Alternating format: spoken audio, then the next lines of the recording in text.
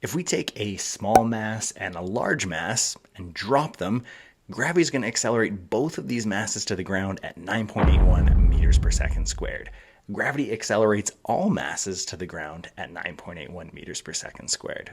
And that's all we have for this video, so thank you for watching, and I will see you in the next. Just kidding, as much as that is the key concept for this lesson, first we have to take a look at trying to understand, well, how do both of those masses accelerate at 9.81? And then with that information, how are we going to apply this to questions that you may be asked in class? So let's take a little bit of a further look at the acceleration of gravity.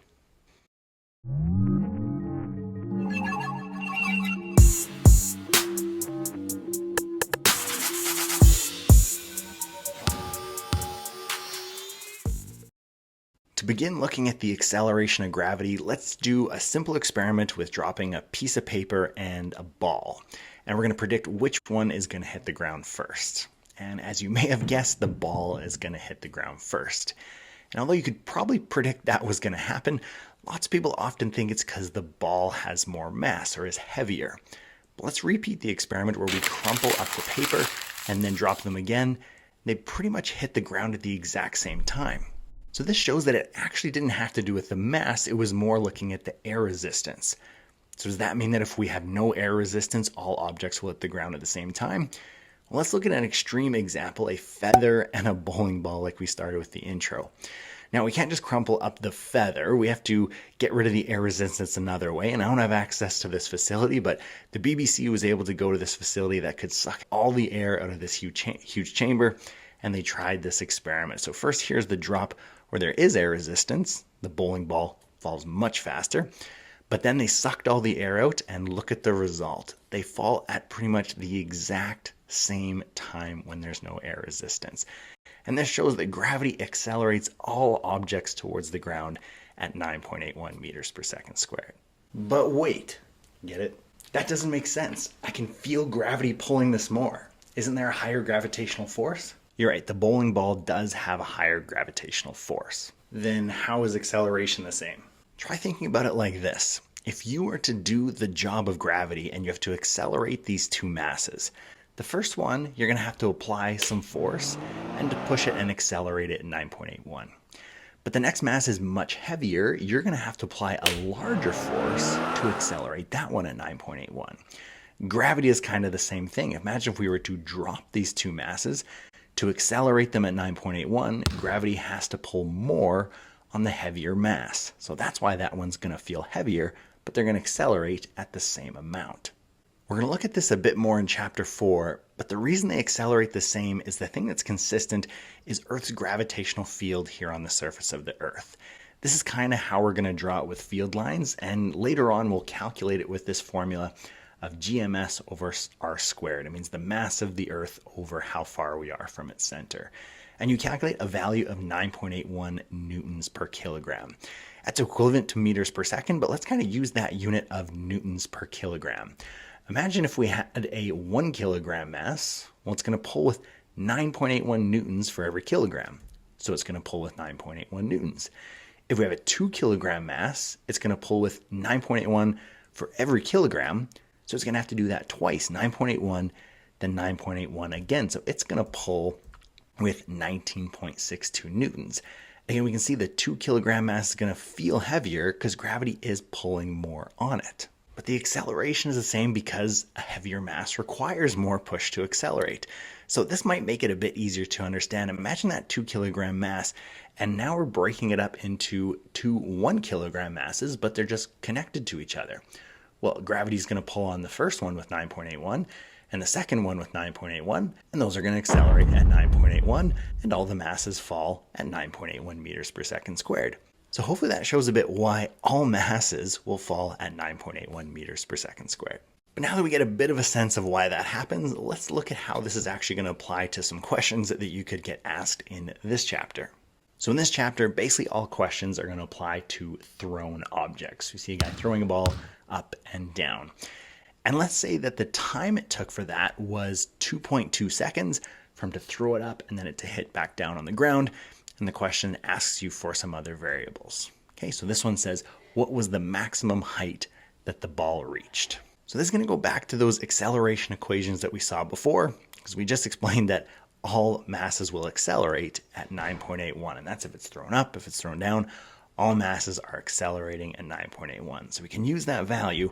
We got to use acceleration formulas. So we're going to list our VI, VF, A, D, and T, and look at the information we know. Well, they told us 2.2 seconds. Didn't really tell us anything else in the question. And when you read the question, that's all it's going to give you. And that seems kind of impossible when you first look at it.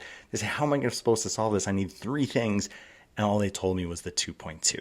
So to help us solve this, let's kind of use our graphing knowledge from the last lesson to see if we can find some more information about this. So if we were to imagine a D versus T graph, it's thrown up initially quite fast. So the slope should be quite steep off the start. But as it starts to slow down, the slope gets more and more flat. When the ball got to its maximum height, it curved like this and would come to a stop at the very top. Then when the ball starts going back down, the slope is going to become negative and it's become increasingly steep down as it's going faster and faster down as it falls. This graph is actually going to give us some pretty useful information. Let's start at the very top, because at this point, we know the slope is going to be 0. The velocity has to be 0 there. Okay, so the velocity is 0 there. We can get some information about that point. Maybe we can use that later on. The other useful part about that is if we draw a line down from there, this cuts this graph exactly in half. It's symmetrical on both sides. So that means that line where velocity is 0 is at half of the time. So at 1.1 seconds, it was at its maximum height, and then at 2.2 seconds is when it hit the ground. Now we have some information about time. A little bit more information about velocity is the steepness at the start is the same as the steepness at the end, because again, this is symmetrical. It's the same on both sides of that 1.1 second line. So the speed up is going to be the same as the speed down at the end. It's just going to be a negative instead of a positive. Actually, anywhere if we flip on this side, here the velocity at that point is the same as the velocity here, just in the opposite direction. So at any position above the ground, we're going to have symmetrical slopes or velocities on each side of that line. So let's see what we can do to solve this question now. I'm actually going to black out kind of the first part of this graph, and I'm going to focus on this part.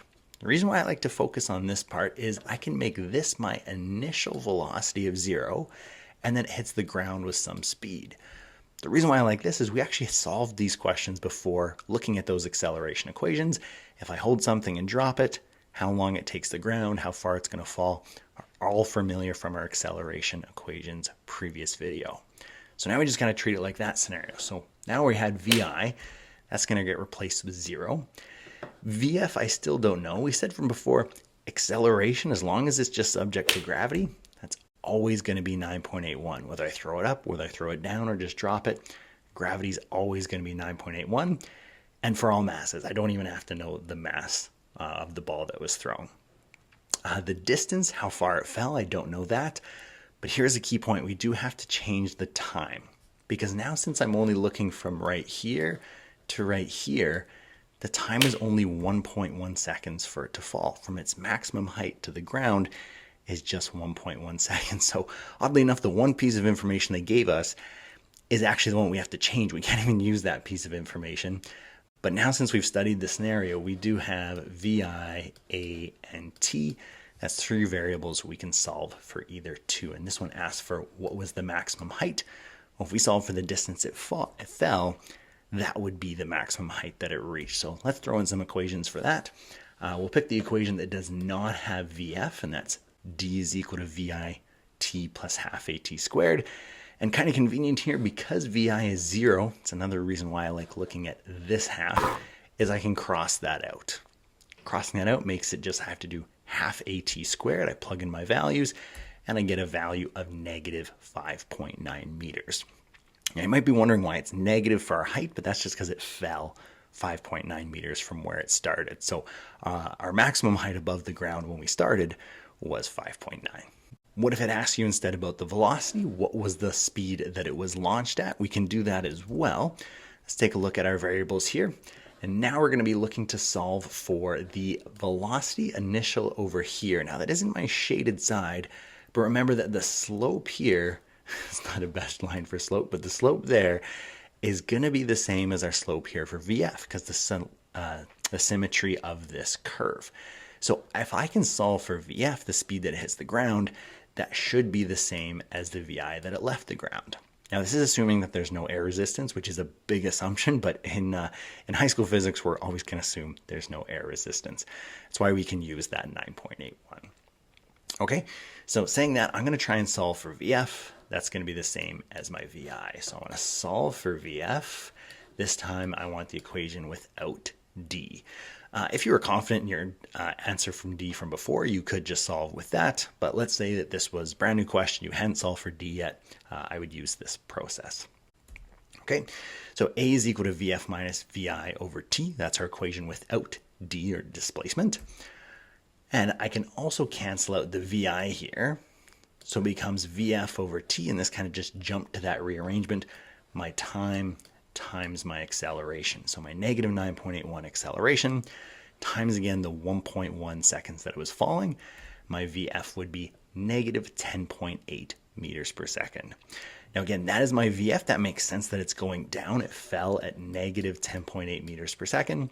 But it asks what was the launch speed. Just that same number positive is going to be positive 10.8 meters per second when it was launched up.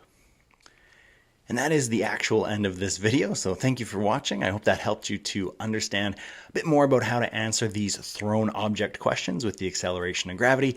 Thank you so much for watching, and I will see you in the next video.